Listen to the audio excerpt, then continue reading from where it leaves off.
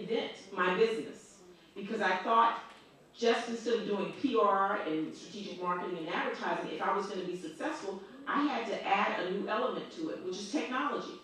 Because without integrated and interactive technology and texting and all those Blueberry and Blackberry things Bert talked about, then you can't make money, make revenue. You can't increase revenue for businesses. So what I did too is I looked back over my database, and this is God's truth. I had over 60,000 names in my personal database. And then I hit over 2.3 million of Google people visiting my website. So I took it down because it was too much. Because they would call all the time, but anyway, I'll say that later. But anyway, so, and then the list goes on. And then I started taking self-inventory. And I was like, okay, have you lived a good life? Have you lived a good life? Have you done the right thing by people?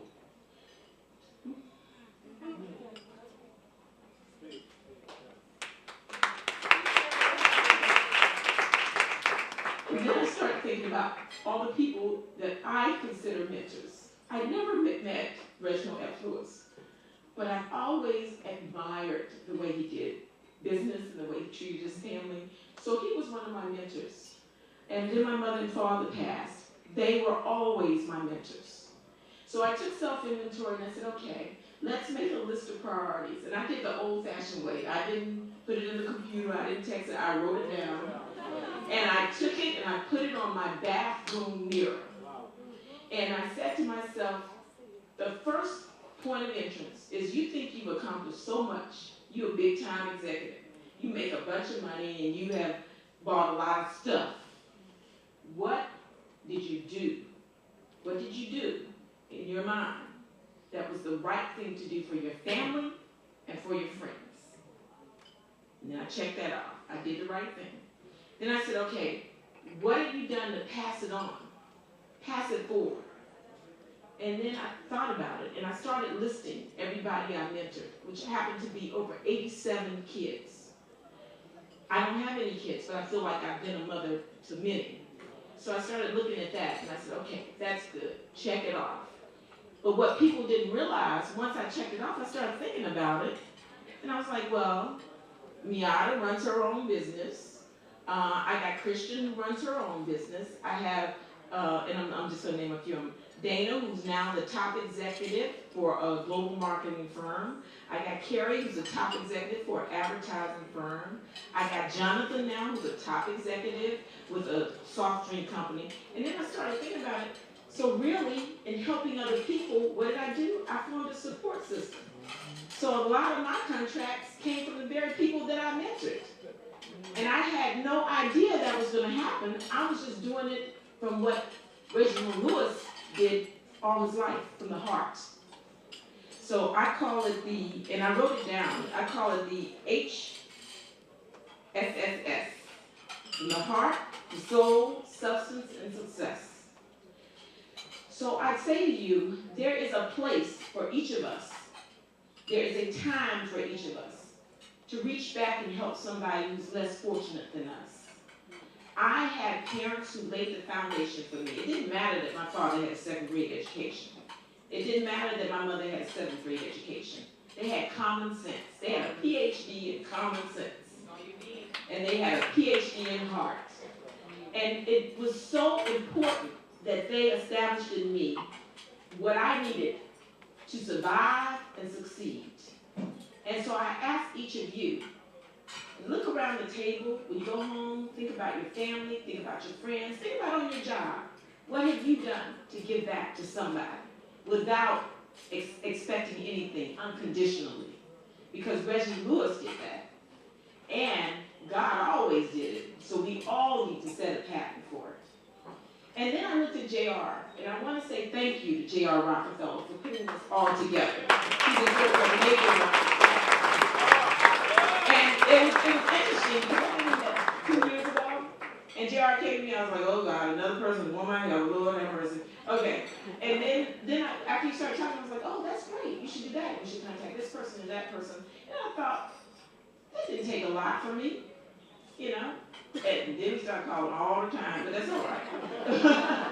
But it didn't take a lot just to give a little help. The other thing, and I'm going to wrap this up, but I think it's important to note certain things. The other thing that I just wanted to share with you is that the sponsors that have sponsored this tonight, every sponsor on the front cover of that program deserves your attention, they deserve your patronage, they deserve your respect. Because we go through life and we just go through life. And we just start being, as consumers, we buy and buy and buy. We need to stop and be thinking buyers and patronize those who patronize us. So I'm saying that the next time you go to another event, check out your sponsors. And the next time you're in the grocery store or you're in Macy's or you're online, think about that sponsor and patronize.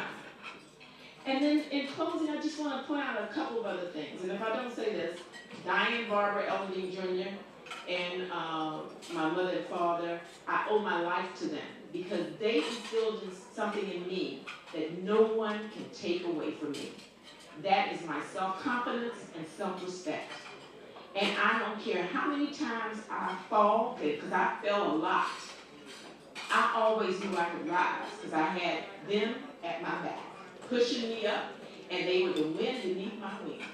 So I want to thank my family, and I want to point out to everyone in this room, if you know an entrepreneur, and it doesn't matter what color, black, white, green, etc., it's a difficult time in today's business. It's a difficult job today, running a business. And we don't have the kind of support that we should have had from years ago administration. So we have to kind of catch up with that. So, and I have a couple of entrepreneurs here I'm going to point out. We got a new spa in New York City on 39th Street, and yes, I'm advertising. It's full service. I don't have a nickel in this dime, but it's the best spa in New York City called Spa Catchy. The owner's sitting right there. We need to patronize her and keep it open. Lady, plastic surgery too, but I happen not to need it. And then we have entrepreneurs all around the room. So we need to absolutely embrace them. And to you who came out tonight to honor me, to all of you at each individual table, whether I know you personally or not, I want to say thank you very much for taking the time to share this evening with me, for taking the time to come up and talk to me and make me feel like no matter what I'm doing, no matter what happens in my business, I can always succeed. I met new ladies here tonight from Forbes Family Trust. If you got an investment, send it their way. And I also want to just point out one other thing. I have a new client, and I'm so proud of this client. I signed papers for this client 2 weeks ago. The client's name is the Nelson Mandela Trust. And the opportunity to do this with Nelson Mandela Trust, which is the Nelson Mandela family, the entire family. I am going to be launching next year a global interactive site to raise money. Now get this, it does two things.